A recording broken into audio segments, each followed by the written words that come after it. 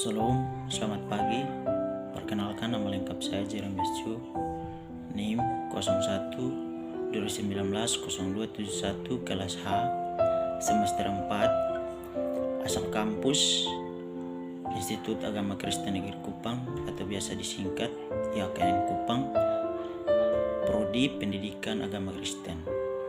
Di sini saya akan menjelaskan sedikit tentang bagaimana kita mampu memahami model pembelajaran yang sesuai tuntutan masyarakat.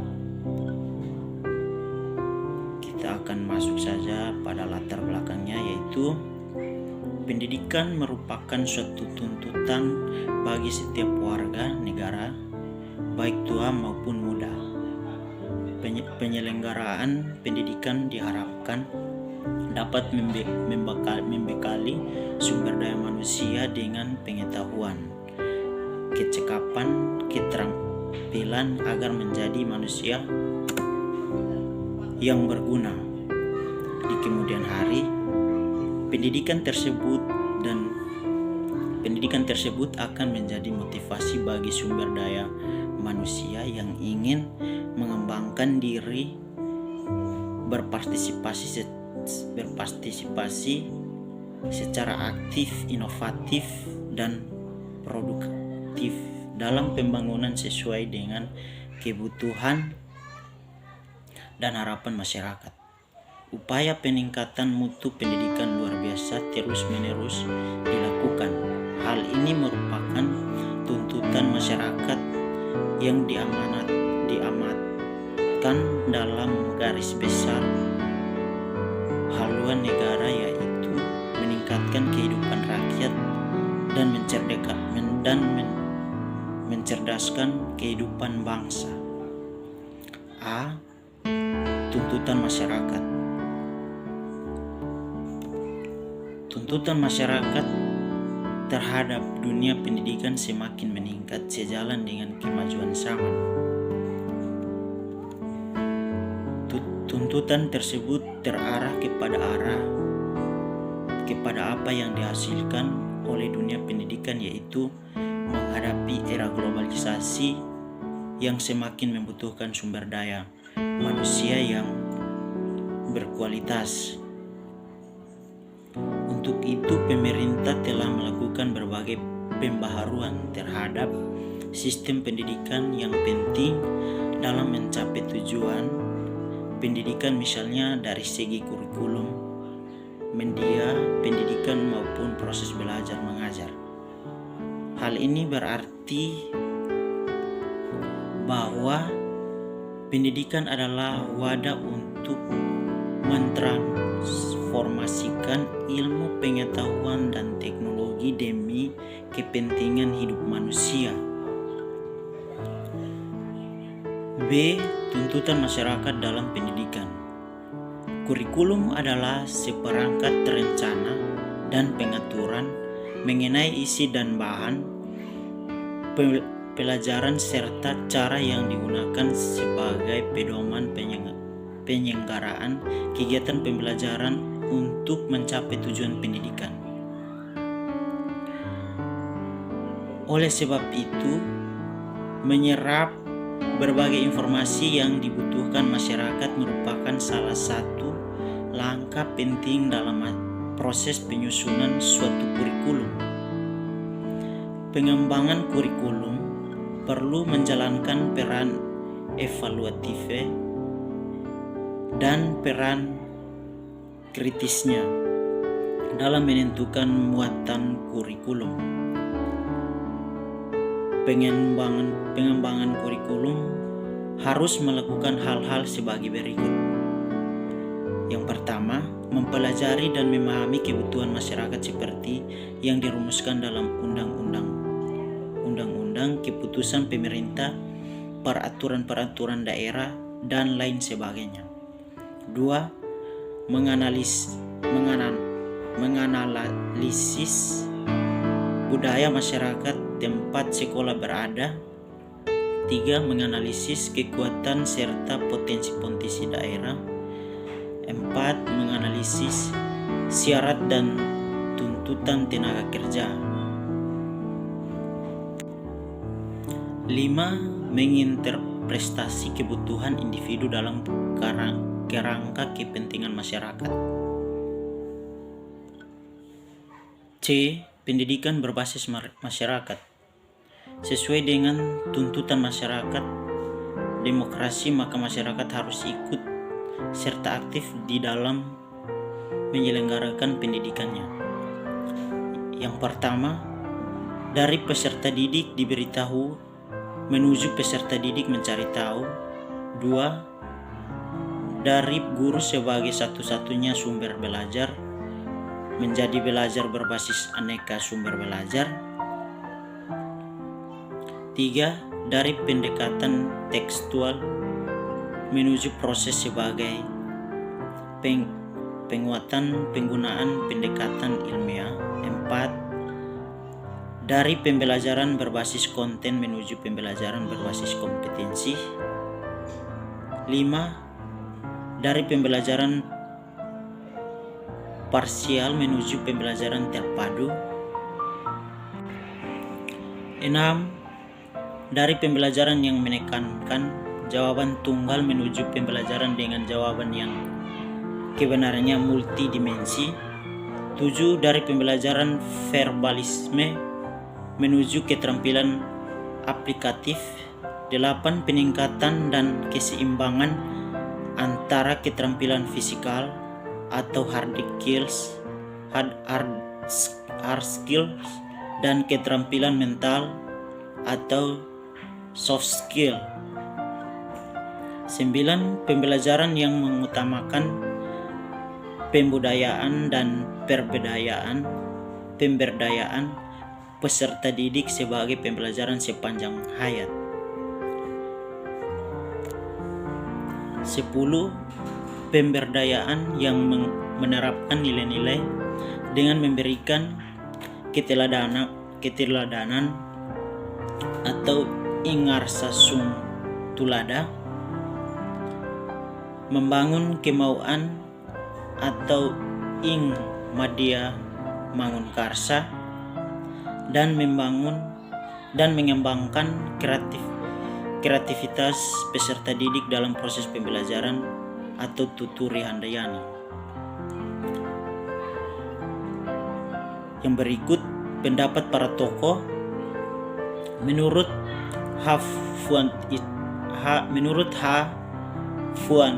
Fuad Hisan menjelaskan bahwa dalam pengertian yang sederhana dan umum, makna pendidikan sebagai usaha manusia untuk menumbuhkan dan mengembangkan potensi-potensi pembawaan baik jasmani maupun rohani sebagai dengan nilai-nilai yang ada di dalam masyarakat dan kebudayaan.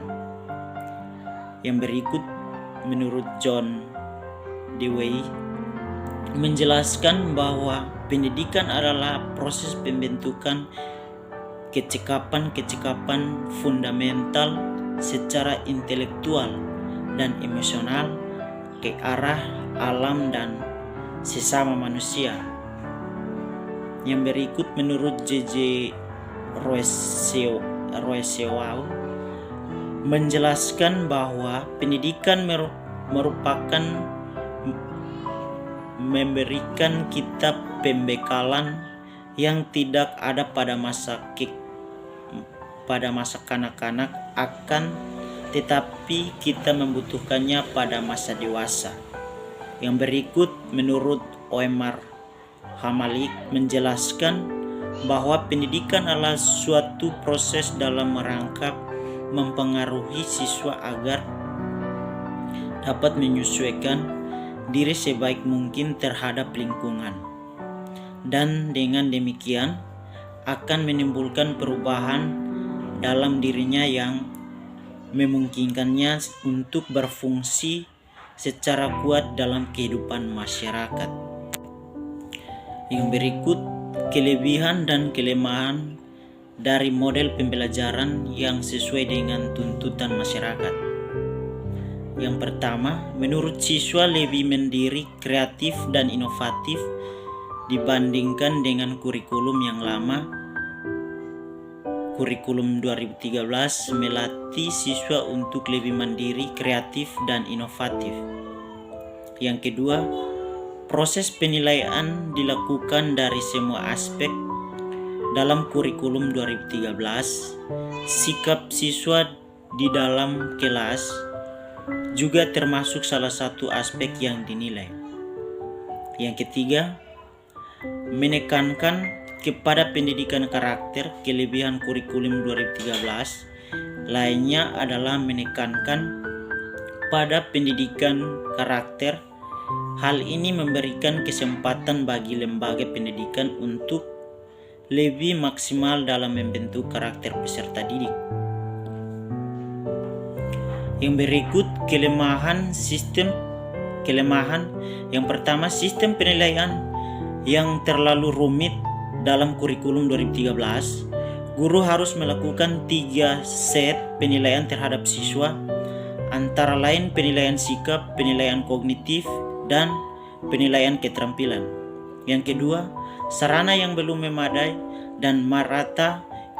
Kekurangan kurikulum 2013 selanjutnya adalah kurangnya sarana dan prasarana yang belum memadai dan merata untuk menjalankan kurikulum 2013. Tak semua siswa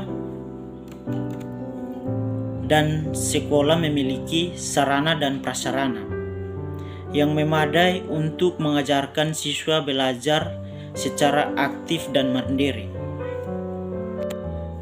Yang berikut saran dari saya tentang kelemahan dari model pembelajaran yang sesuai tuntutan masyarakat atau K13, yaitu kurikulum 2013, adalah sistem penilaian yang rumit. Sistem penilaian yang banyak dan rumit tersebut harus diterapkan guru pada masing-masing siswa per mata pelajaran dan per kompetensi dasar. Untuk satu mata pelajaran, rata-rata kompetensi dasar adalah 7 sampai 8. Berarti guru harus membuat 8 kali 3 set laporan narasi untuk masing-masing siswa. Jika satu kelas terdiri dari 40 anak dan satu guru mengampu 7 kelas, maka bisa dibayangkan berapa laporan narasi yang harus dibuat oleh guru. Sementara laporan narasi mendalam harus berbeda-beda pada masing-masing siswa. Sarana yang belum memadai dan merata. Untuk mempermudah dalam proses pembelajaran yang sesuai dengan tuntutan masyarakat, maka guru dan siswa harus sepakat agar model pembelajaran yang sudah diterapkan itu adalah yang sederhana tanpa menggunakan sarana yang belum disiapkan oleh sekolah tersebut. Yang berikut atau yang terakhir, relevansi atau hubungan model pembelajaran sesuai tuntutan masyarakat atau dalam kurung kurikulum 2013 dengan pendidikan PAK. Tuntutan masyarakat terhadap dunia pendidikan semakin meningkat sejalan dengan kemajuan zaman. Tuntutan tersebut terarah kepada apa yang dihasilkan oleh dunia pendidikan, yaitu untuk menghadapi era globalisasi yang semakin membutuhkan sumber daya manusia yang berkualitas. Untuk itu, pemerintah telah melakukan berbagai pembaharuan terhadap sistem pendidikan yang berperan penting dalam mencapai tujuan pendidikan, misalnya dari segi kurikulum, media pendidikan maupun proses belajar mengajar. Sedangkan pendidikan agama Kristen adalah pendidikan agama Kristen, pendidikan yang melibatkan warga jemaat untuk belajar teratur dan tertib agar semakin menyadari dosa mereka serta bersukacita dalam firman Yesus Kristus yang memerdekakan. Untuk itu, hubungan PAK dengan kurikulum 2013, yaitu segala pengalaman si pelajar di bawah bimbingan semua pengalaman murid dalam rumah tangga, gereja, dan sekolah digunakan untuk mencapai tujuan pendidikan gereja. Baik, sekian dari saya. Terima kasih. Shalom.